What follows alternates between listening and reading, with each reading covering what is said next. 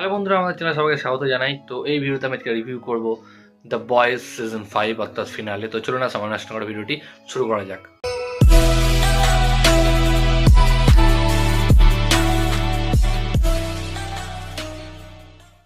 তো প্রথমেই বলছি, আমার যে স্ট্যান্ডটা ছিল, মোবাইল স্ট্যান্ডটা, সেটা এখন নেই।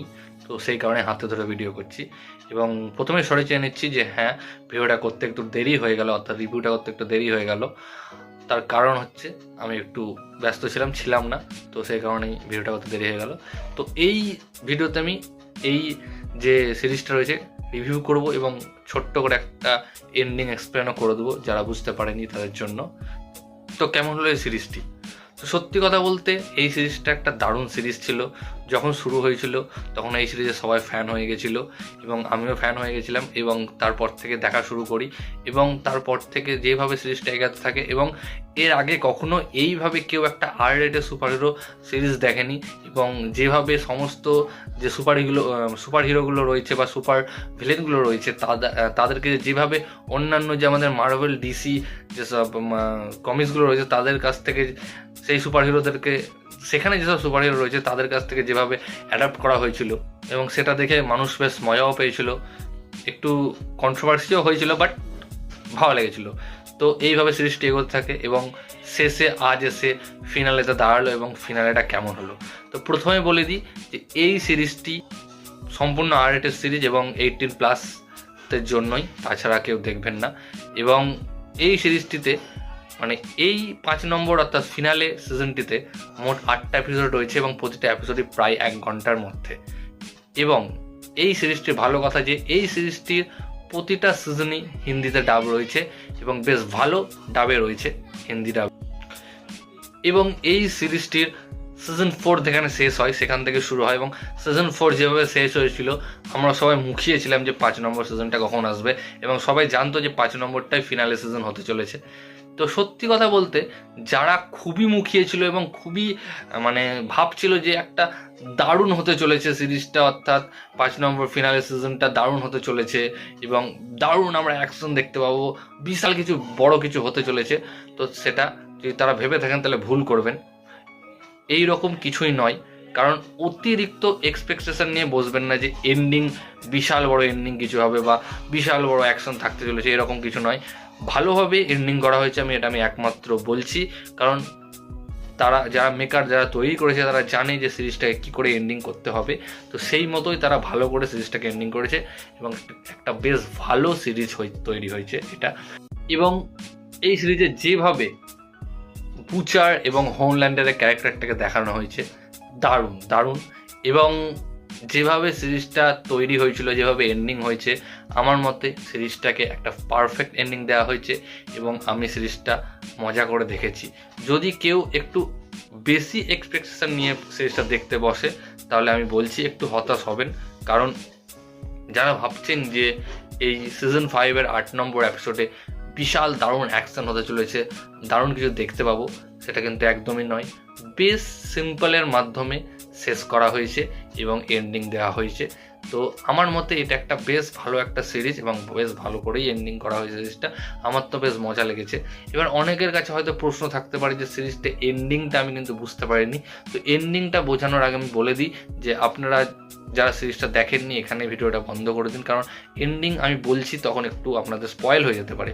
তো আপনারা এখানেই বন্ধ করে দিন, কারণ এন্ডিংয়ে স্পয়েল কিছু রয়েছে। তো এন্ডিং এক্সপ্লেনে সবারই প্রশ্ন একটাই থাকবে যে হোমল্যান্ডার কি করে এইভাবে এত সহজে মারা গেল বা কি করে তার পাওয়ারগুলো চলে গেল। তো এই হোমল্যান্ডারের মৃত্যু নিয়ে অনেকেই কনফিউজ হতে পারে, কারণ হোমল্যান্ডার কী করে মরলো, হোমল্যান্ডার কী করে পাওয়ার গেল এত সহজে। তো প্রথমে বলে দিই, যারা এই সিরিজটা প্রথম থেকে দেখেছে এবং জানে তাদের কোনো অসুবিধা হবে না, বাট যারা নতুন নতুন দেখছে বা ভুলে গেছে জানা সত্ত্বেও তাদের আমি মনে করিয়ে দিই যে সোলজার বয় যে ছিল, অর্থাৎ যাকে বায়োলজিক্যাল ফাদার বলা হয়ে থাকে হোমল্যান্ডারের, তো সোলজার বয়ের কাছে একটা শক্তি ছিল যেটা তার বুক দিয়ে বেরোতো, একটা রে টাইপের। তো সেটা সে যে সুপার হিরোকেই মারতো সেই সুপার হিরোর পাওয়ার চলে যেত। তো আপনারা যদি ফিনালে দেখে থাকেন, লাস্ট এপিসোড দেখে থাকেন সিজন 5-এর, তো কিমিকো যাকে আমরা দেখেছিলাম যার বুক দিয়ে পাওয়ারটা বেরিয়েছিল। তো কিমিকোর তো প্রথম ওই পাওয়ার ছিল না, তো কিমিকোর ওই পাওয়ার আনা হয়েছে কী করে? তো আপনারা মনে করুন যে কিমিকোর খুব হিলিং যে পাওয়ার সেটা রয়েছে, তো সেই হিলিং পাওয়ারটা কারণে তার উপর এক্সপেরিমেন্ট করা হয় যে হোমল্যান্ডকে মারার জন্য।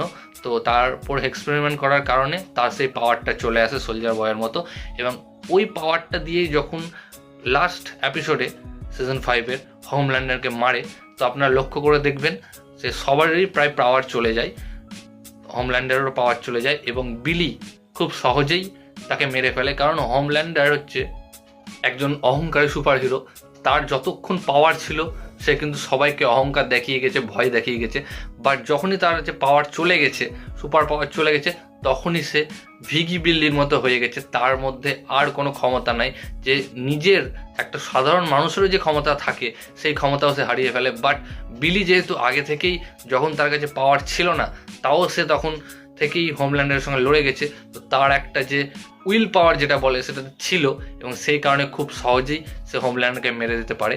এবং আরেকটা প্রশ্ন সবারই মনে রাখতে পারে, এই যে রেটা মারা হলো, তার মানে আমরা দেখতে পেয়েছিলাম যেখানে হোমল্যান্ডের পাওয়ার চলে গেছিলো এবং বিলিরও পাওয়ার চলে গেছিলো, যে বিলির গা থেকে যে পাওয়ারটা বেরোতো, এই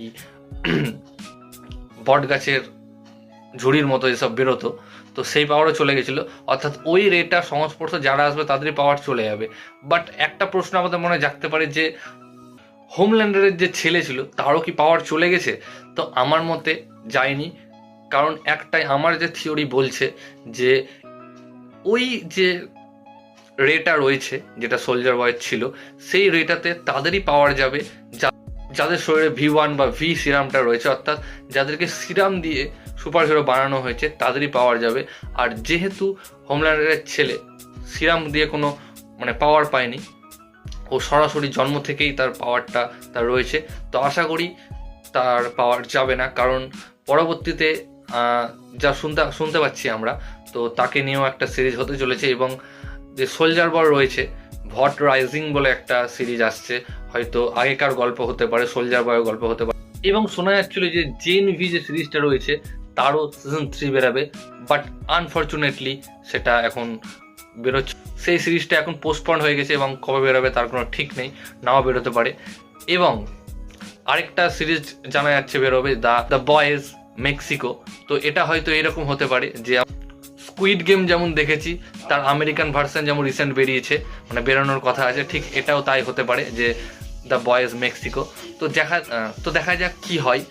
এই ভিডিওটি ভালো লাগলে অবশ্যই ভিডিওকে লাইক, কমেন্ট, শেয়ার, আমার চ্যানেলকে সাবস্ক্রাইব করুন, আমাকে ইনস্টাগ্রামে ফলো করতে পারেন, লিঙ্ক আমি ডিসক্রিপশানে দেবো। ভিডিওটি দেখার জন্য থ্যাংক ইউ, ধন্যবাদ। এবং অবশ্যই চ্যানেলটিকে সাবস্ক্রাইব করুন, কারণ হচ্ছে অনেক খাচ্ছি আপনাদের জন্য।